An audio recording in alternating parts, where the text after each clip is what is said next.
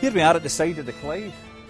Changed immensely in my lifetime. I don't think of myself as being that old, but when I was a kid this was all warehouses, and I remember the shipyards. I can remember being on steamers going up and down the Clyde as a kid, you know, and you see it now. And there's been all this regeneration and it's changed hugely. A little known fact, I think that most people in Scotland, in fact most people in the world, would be surprised to know 3 times as much shipping was launched in the Clyde. 3 times the tonnage of shipping was launched in this small river during World War II than the whole of the United States put together. It seems extraordinary, and yet in half a century all that has disappeared.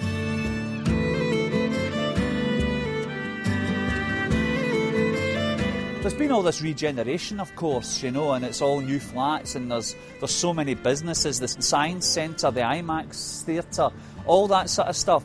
But there's 1 or 2 vestiges been left, which is nice, and just across the river from me here we have one of the big cranes, and that crane was actually built to load locomotives because, of course, Glasgow was a famous engineering centre, and up in Springburn we had a huge locomotive works, and the locomotives used to be brought through the city in low loaders. You know, they'd have to clear all the horse-drawn traffic out the road of the streets, and that crane was actually used to load them onto ships to places like Peru and Namibia and things like that, where I believe some of these trains from the 20s and 30s are still running.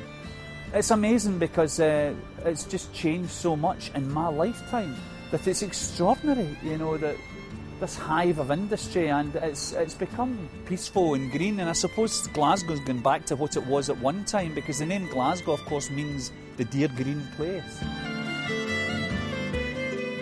The strange thing is, of course, there's an old saying, and people say the Clyde built Glasgow and Glasgow built the Clyde.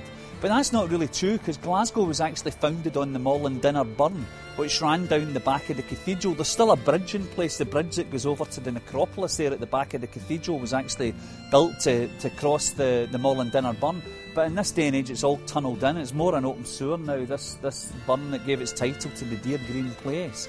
But you can still see vestiges of it at the side of the Great Eastern Hotel. It still flows down into the Clyde, down next to the court at the Nautical College. The only thing we're sort of missing is watercraft. You know, it seems that people don't make the most of the river. But perhaps that day even will come.